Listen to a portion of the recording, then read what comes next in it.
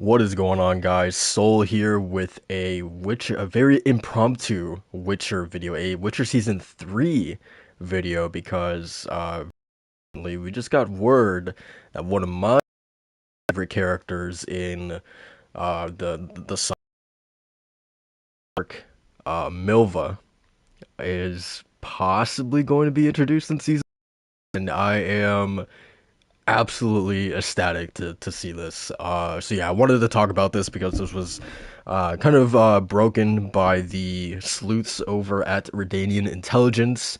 So yeah, I'm going to read a bit of their article. They do great work. I'm gonna leave the article link in the description below so you guys can check it out if you want to. Fully recommend to check them out. They do great work. But yeah, just gonna read a bit of the article and discuss a little bit afterwards. So yeah, let's get started. If you guys like content like this, go ahead and like, comment, and subscribe. I would greatly appreciate that. But without further ado, let's jump into this, man. I am chomping at the bit to get into this. So after season two, right? After season two was basically, them covering the material within the Blood of Elves book. So we got that, and people essentially started speculating, like, okay, like, what do we do? Like, what's next? Essentially, obviously, we know Time of Contempt is next on the docket, but people immediately start speculating about the characters that we truly want to see, right? The Milvas, the Angoulames, well, we've already seen Ka here, but the Regises, right? Um, the people that we truly truly want is Zoltan, right?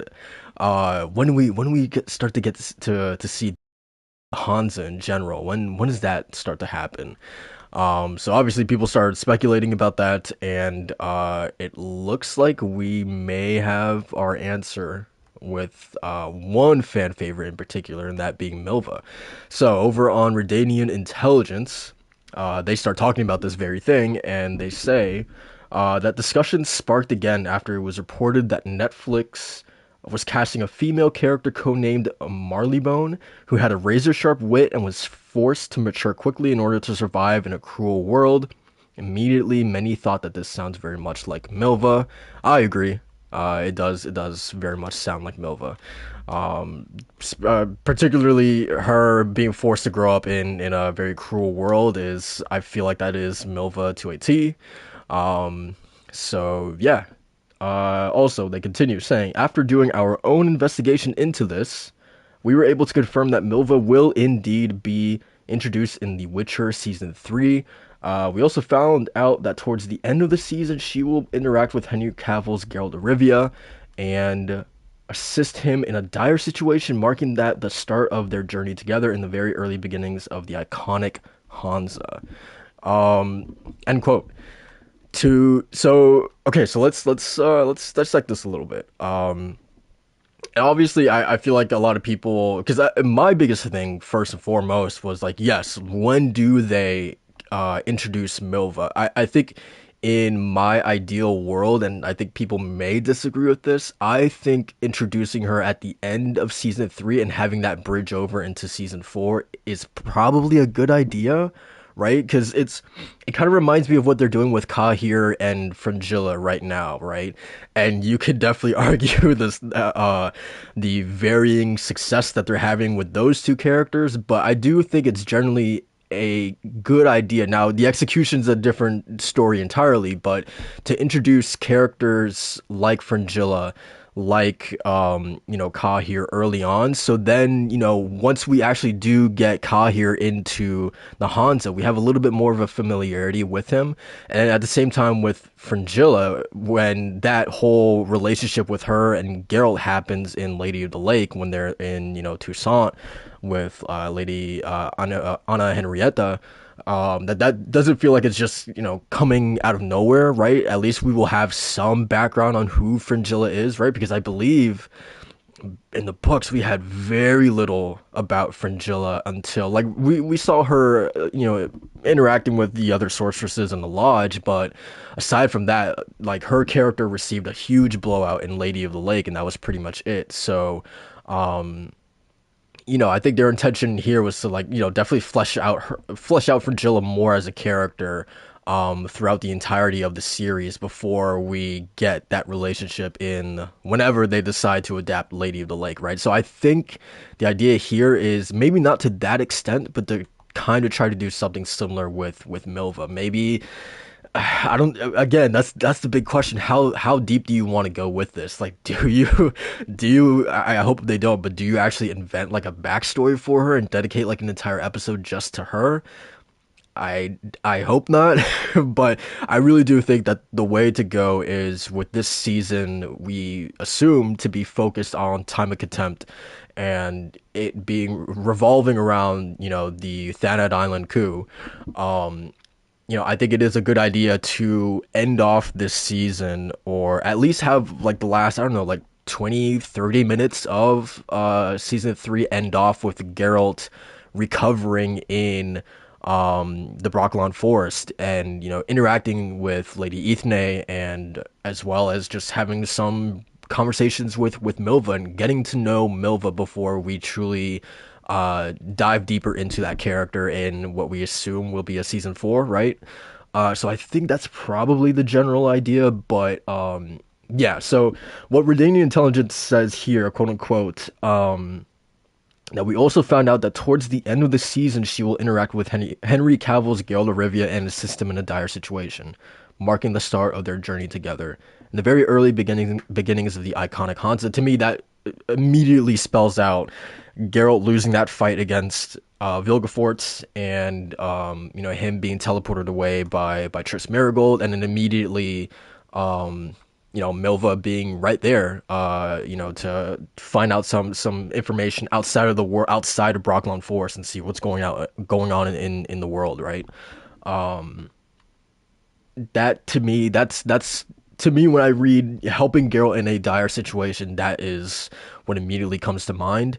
Again, they could go in a complete direction. We know they're definitely not afraid to do that, which is both exciting and scary, right? Um, Again, I've been pretty consistent in saying that I don't want a one-to-one adaptation because I've already read that. That would be boring just to get the exact same material on screen because I've already experienced that. I want them to do new things, to possibly expand on characters, etc., etc. So I'm excited by that prospect if they do decide to do something new with Milva, but I'm also terrified about it, right? Um, so yeah, that's my little 2 cents on that. And then there's also a little blurb here. Her character description is very fascinating. Um, so we scroll down on this article. So the casting, quote unquote, this is back to the article. The casting for Marleybone was for a series regular position, so it's very likely that Milva's arc will begin independently of Geralt and much earlier than the two will meet, which again is the both exciting, equally exciting and terrifying part, right? To see what they do with that because Kahir is a character that I love, and I feel like I feel like the writers have had varying success with Kai here, right? He's definitely had his moments, but then there's other moments where he's just like a shell of the character that I know him as from the books, right? So it's definitely up and down whenever they decide to have like independent storylines with these characters that weren't in the books. It's definitely up and down. So let's see what they do with Milva. But continuing on, here's the actual casting description for the character. Marleybone possesses not only a razor-sharp wit, but a quick blade as well. Her age belies her experience, for she has been forced to mature quickly and learn to survive in a cruel world. Now, again, this isn't definitively saying that Marleybone is Milva, right? For all intents and purposes, this could be just a random new character, right? We're not, this isn't definitively saying that Marleybone is Milva. The only thing that Redanian Intelligence is saying is that they know that Milva is in this season. They're not saying that Milva is Marleybone. But regardless, the one hang up that myself and I'm sure a lot of people will have in this is the part of her having which it's it gets tricky because like if this is a casting call for Milva, I feel like you wouldn't you have like her like what's one of the most iconic, sort of traits about her character is the bow, right? So I feel like you would have that in the character description rather than a blade. I'm not of course I'm not upset that she has a blade. I would assume, she would have that like, on her belt or whatever. But the fact that if Marley Bone is truly Milva, I feel like you would have her bow in the character description, right? You have to have it in there. So again, I'm not freaking out at this description because I don't. If Marley Bone, it could be 50-50 whether this is Milva or not, right? It kind of does sound like Milva, right? But at the same time, the fact that it doesn't have any inclination of her having a bow in this description is kind of alarming, right? So yeah, I don't know, man. It's I don't know. Well, obviously, once we get a trailer and get a good look at this character, if she doesn't have a bow, oh man, we're gonna be fans. Fans are gonna be mad, dude. I feel like you can't. I feel like you definitely can't mess with that, right? You can't do that. Eskel was one thing, but do not mess with our girl Milva, man. Um, but yeah, I guess that's pretty much it for I mean, the information's not, there's not too much to really glean from this, but just the fact that Milva is potentially in, season three is really exciting, man. I've been dying. Like, sure, like season one and season two was cool. That material, The Last Wish, Sword of the Destiny slash Blood of Elves, that material is, pretty cool. But man, when I tell you guys, like, for transparency's sake, Baptism of Fire is my favorite book out of the saga. So the closer that we start inching towards that material, towards the Hansa material, is when I am really going to like sink my teeth into this series, into this Netflix adaptation. Like that's the material that I'm really, really waiting for. So purely based off of that, obviously we're not gonna get the full introduction of the Hansa in this season. At least that would be wild, right? Then I would be like, okay, you guys are really rushing this thing.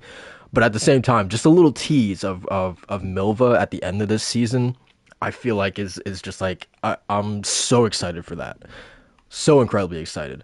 And again, going back to the point of them doing introducing Milva in season three versus season four, I feel like and then again they haven't really had they haven't shown a fear of introducing a ton of characters in a single season, but at the same time my thought is like if you do introduce Milva in season three, then it's like you already have a foundation right there, right, to work off of, right?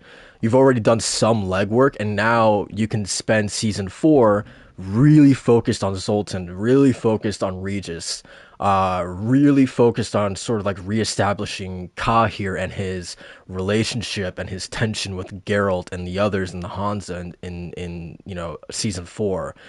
If you wait to introduce Milva in season four versus season three, now I feel like you're adding like another layer of like, here's another character we have to, fully flesh out, right? And like, I don't know if that really, if I'm explaining that right, but I feel like now you get to a point where are you doing a little bit too much at that point, right? Are you juggling way too much, by introducing, all these characters, in, season four? Maybe they again they like I said they really aren't scared to do that in past seasons, but I don't know, that's just what I kind of think about. Like I don't think it would necessarily be a bad thing to introduce Milva and get some of the legwork out of the way in season three, and then let her shine more with more screen time in season four while also introducing, Regis and the others in that season. That also kind of brings into question Angoulême. When do you introduce her, right? Because she doesn't come into the equation until Tower of Swallows, right? So I'm really going to be curious to see. I feel like she's the wild card. Like, what do you do with her? Because if this is really planned to be a 7 season thing, yeah, I'm curious, when do you introduce that character, right? Do you introduce Sagaleme in season 5, right? Like, I don't know, man. But yeah, I guess that's pretty much it. That's gonna do it for this little impromptu video. I really had to talk about this, cause again, Milva, the Hansa in general, man, is just like that's the reason why Baptism of Fire is my favorite book in that saga, is just the introduction of that group, man, and the banter, and of course the fish soup scene, right? The iconic fish soup scene. Um, yeah, come on, it's a fantastic book. I love it. Um, so yeah, I'm incredibly excited to see more. Um, so yeah, that's gonna do it for this video. If you guys enjoyed this, like, comment, and subscribe, and I will catch you guys in the next one. Peace.